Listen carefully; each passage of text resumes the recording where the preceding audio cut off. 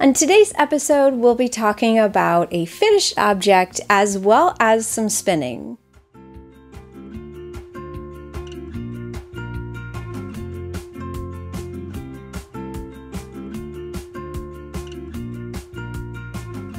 Hey everyone, I'm Marina and this is Pineapple Knits. This is my channel dedicated to crafting in the fiber arts. You can connect with me on social media at Pineapple Yarn, and you can connect with me on my website at pineappleyarn.com. Thank you so much for joining me again this week. It's so good to be here, and I am sleeveless today. It's crazy, I know. It is 70 degrees for the past 2 days. It's been in the 70s, which is just so funny because this past weekend we ended up getting some snow. I know that the last week that I recorded that I had mentioned that we might get snow, and we actually did, and it was just enough snow for just long enough that everyone could go outside and make a giant snowball and eat snow as kids do. So it was so much fun. And then it must be rolling into spring because it's so crazy. The past 2 days we've had such warm weather, and so it's been really great to get outside and get sunshine and do some yard work. It's been so great. So I hope that wherever you are, the weather is pleasant. I know that we have a huge storm rolling through the US right now, and so I think that our weather here in South Carolina is definitely the anomaly. But I knit my heart out this past week. I mean, I took every spare moment and knit, and I accomplished my goal. I was able to finish my husband's Hanstholm sweater that I had started the previous Saturday. And so I started this sweater, it was last Friday or Saturday, and I knit, and I was able to get it done over the weekend. It was on Sunday that I got it done. So that's so crazy to me that I finished a man sweater in a week and 2 days. That is very crazy. But I did. I got it done. I would show it here, but he's been wearing it every single day. So I will be putting pictures up. It is the Hanstholm sweater, like I mentioned, and it's a pattern by PetiteKnit. I had knit this pattern for my son not too long ago, and I really liked the pattern. It's just a really simple pattern. I liked the folded neck. It is just kind of a doubled up neckline, and it's fairly close to the neck, and I liked that, how it sat so close to the neck. It's a top-down raglan sweater, so it was very easy to knit. It was really a mindless knit.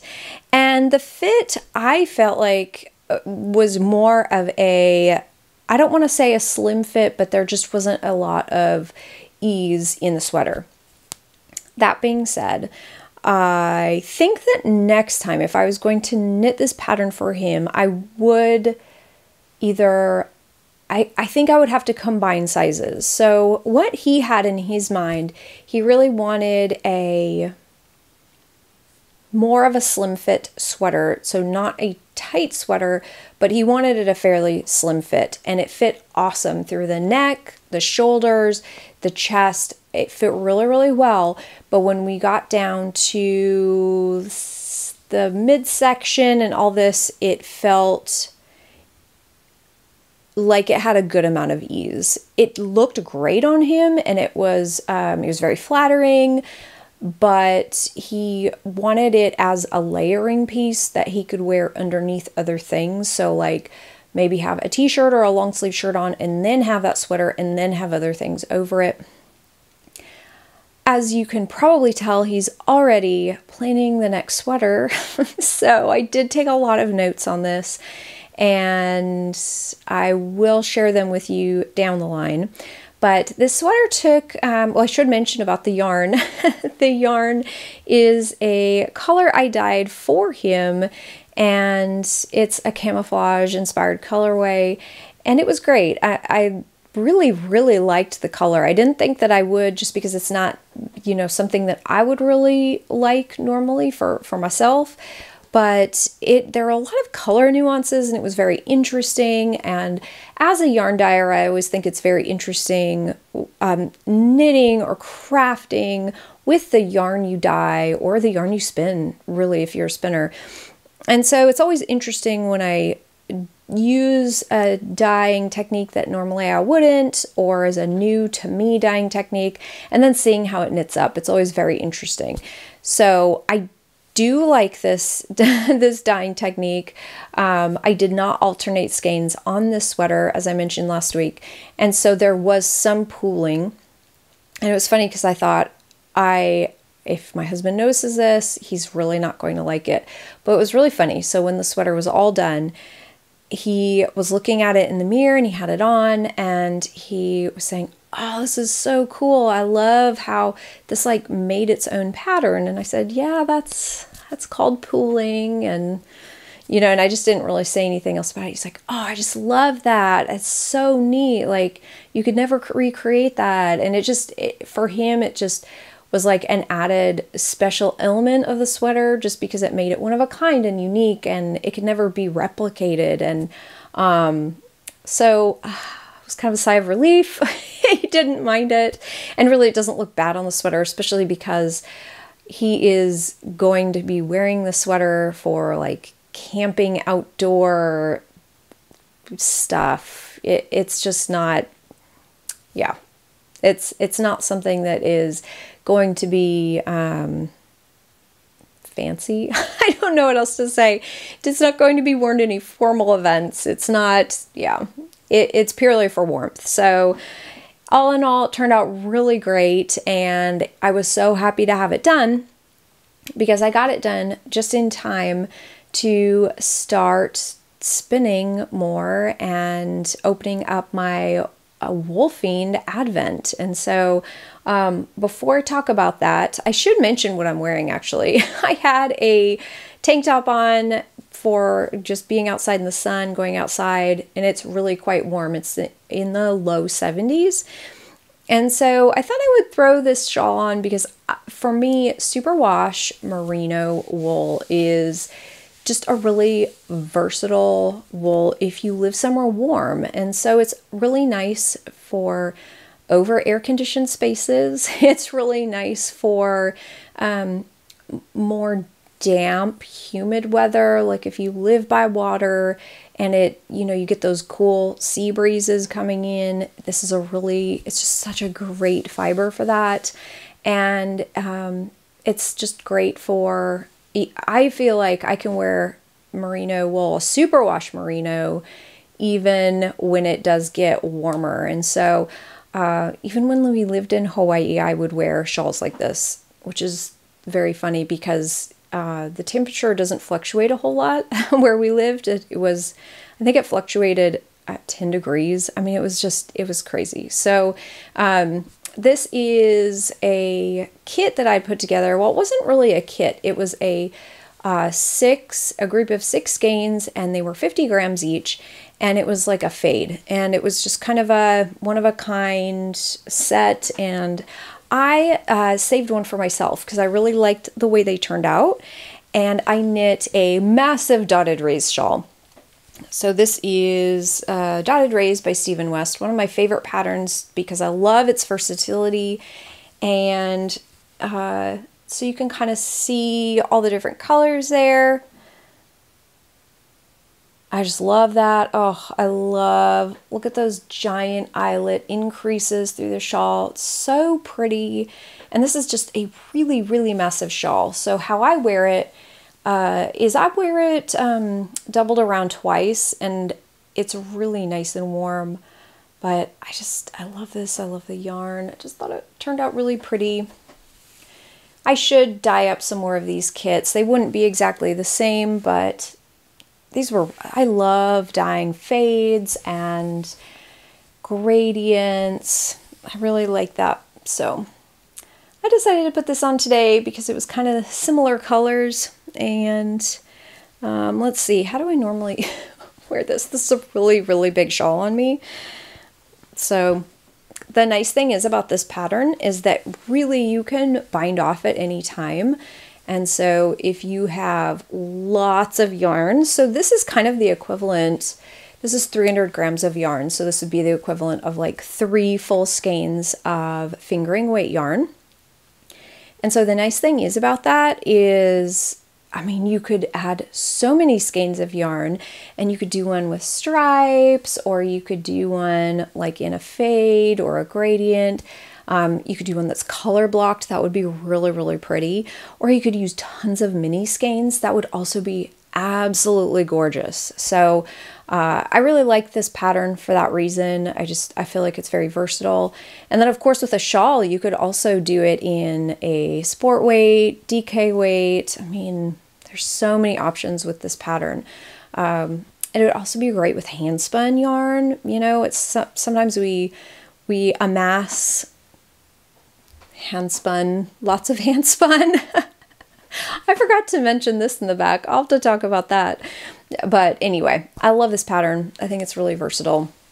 And so I pulled it on today, and I don't feel like it's too warm. It's really quite nice. I like it. So my background, I decided to change up my background. I needed some more yarn room. And so I purchased this shelf. This is quite a large shelf. It's like a 13-inch square sections. And I have had varying places that I put my yarn stash. So this is my personal yarn stash, and there are several rows down here as well.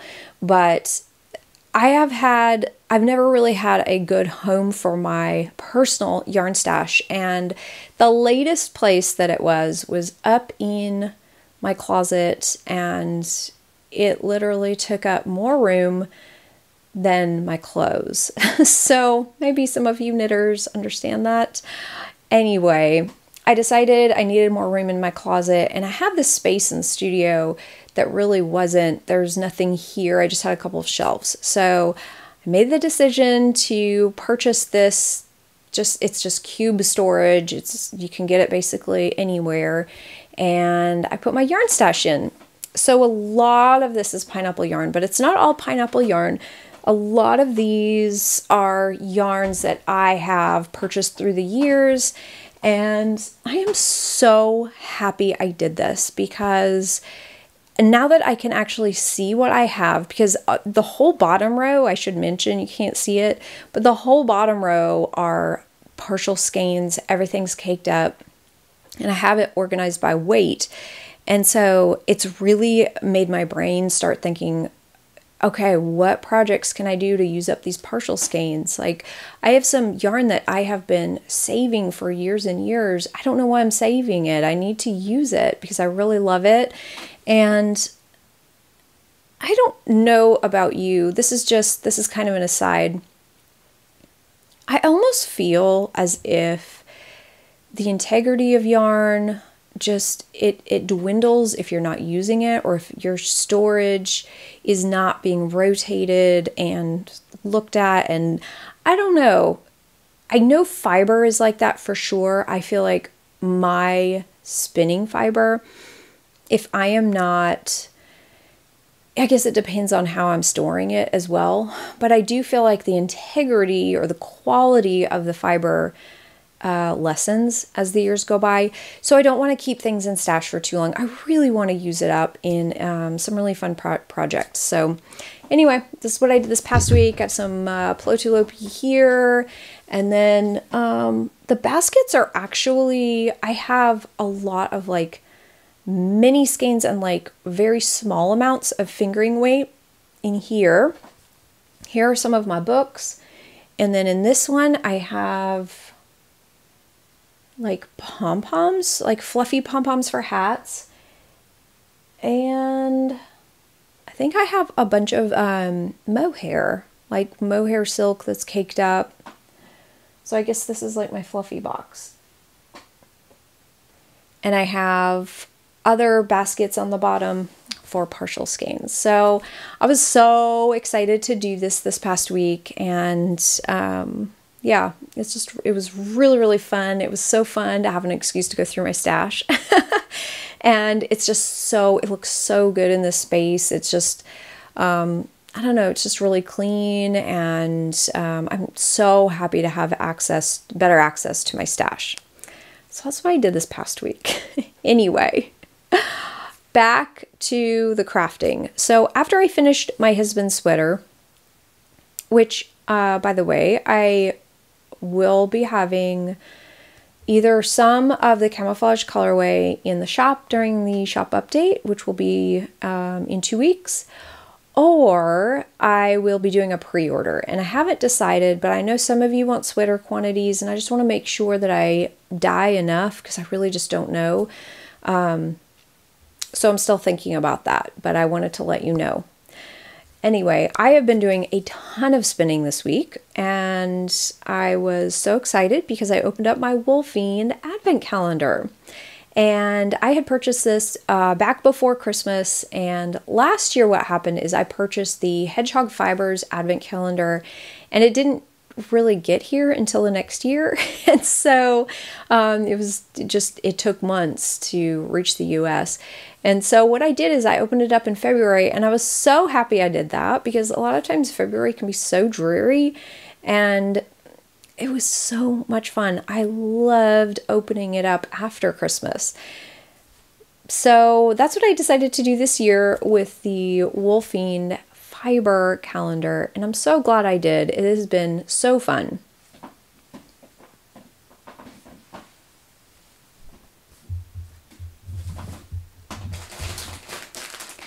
So I wanted to share with you a little bit about the calendar. When I opened it up, there were 12 packages, little packages, and I did go over this a little bit on a previous episode.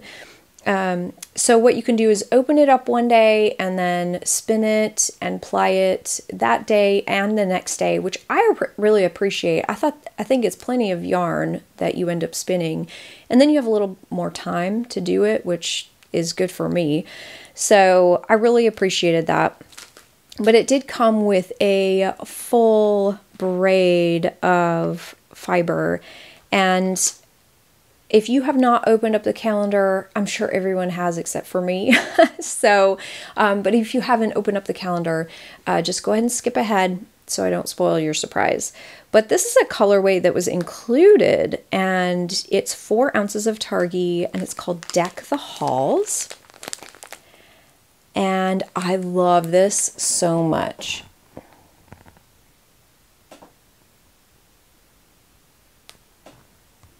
Just a really pretty blend of reds and pinks and dark spots, light spots. I really love the yellow in here. I mean, there's just so many really, really pretty colors. So I'm trying not to get glare on that, but I think that's so pretty. I cannot wait to spin this up. It's going to be really fun. So that's some beautiful fiber that was included in the calendar. And then I have already spun and plied days 1 and 2, so I'm going to go ahead and show you these. These are also Targhee, and each day is 1 ounce. So the first day is this beautiful like purples and light blues and greens.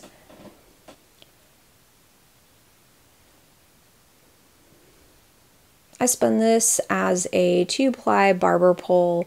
I tried to take the fiber and kind of line it up before I spun it, so to really maximize that barber pole effect. And I really like how this turned out, so pretty. And I did spin this on my electric eel wheel 6.0, so it's the larger electric eel wheel, and I'll put the details down below. But I used a continuous backdraft, and I draft basically 5 backwards and let in 1, and that's how I spin on a non-electric spinning wheel as well.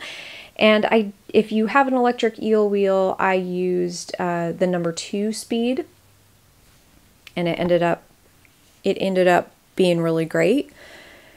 So that's this, and I did write down, let's see, I think it ended up being about 32 grams and 41 yards. So this is put it into like a solid worsted to bulky weight.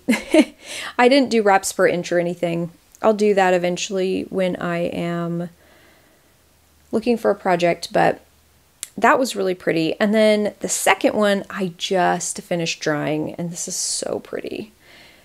This is just a really gorgeous, dark, deep dark greens and some lighter greens with some rusty splotches. And I thought this turned out really, really pretty.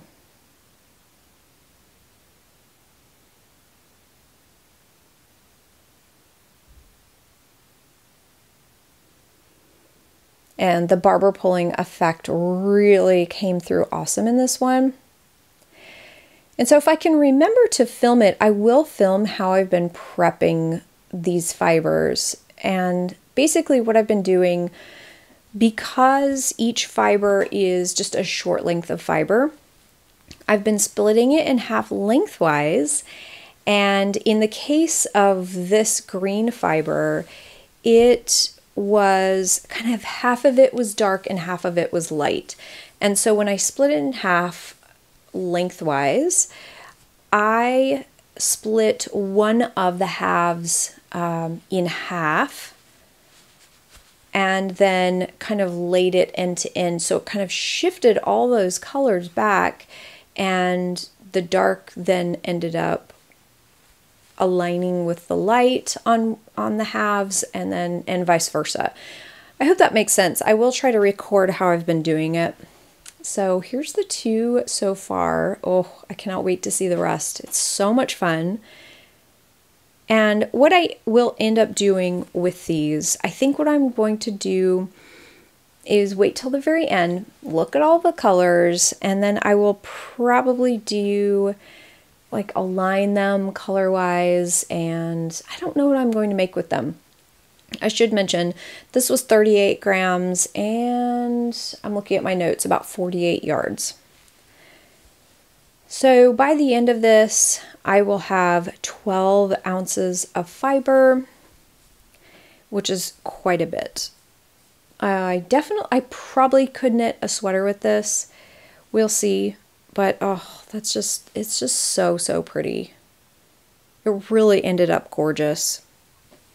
And I spun this one the same way. It is so fast to spin up. Of course it is, you know, I'm not spinning this like a fingering weight. It definitely is more of a bulky, worsted to a bulky weight, but oh, it's so squishy. And when I do a continuous backdraft, I am not doing a lot of smoothing with it. I'm doing some smoothing, but not a whole lot.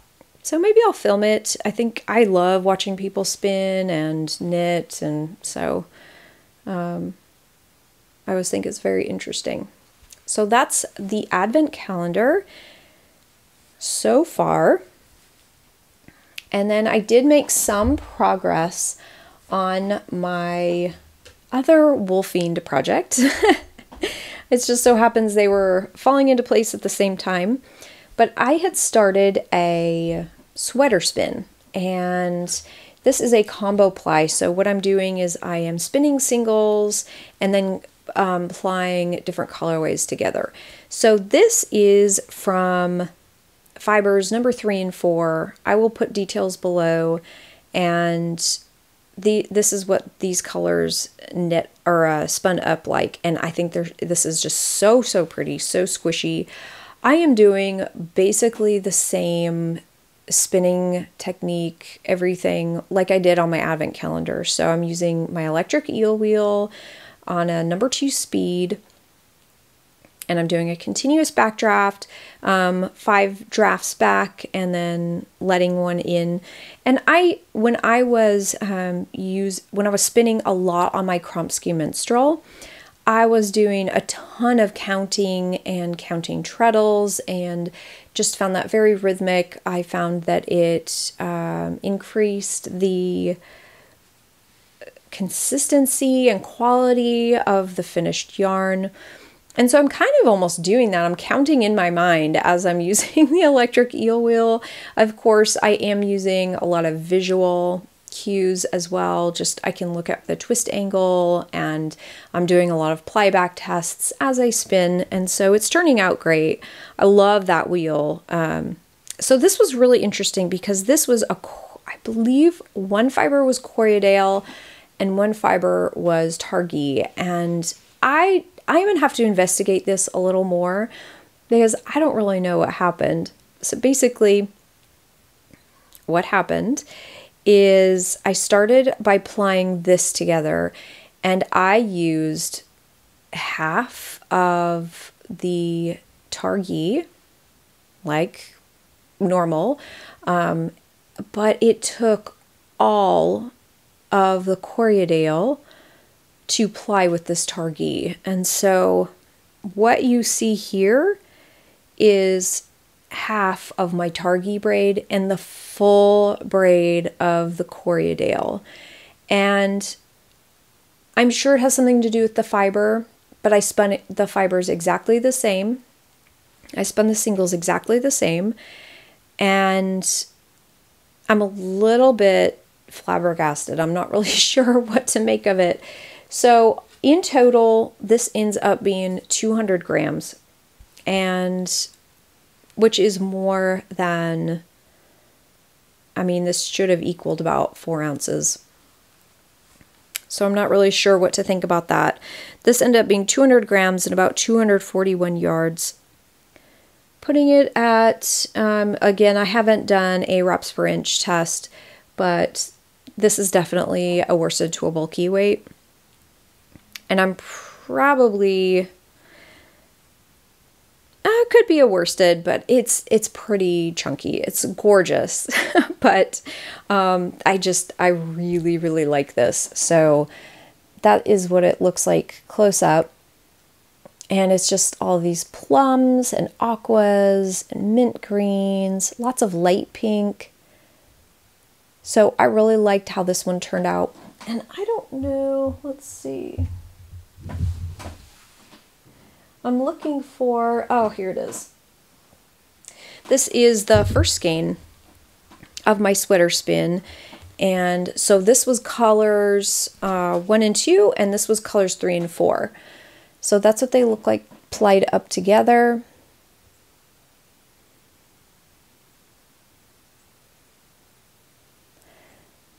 I thought they turned out so pretty. Oh, I just love them so much. So what my plan is with the other half of the singles, I'm going to arrange them differently. So this is 1 and 2 together. This is fibers 3 and 4 together.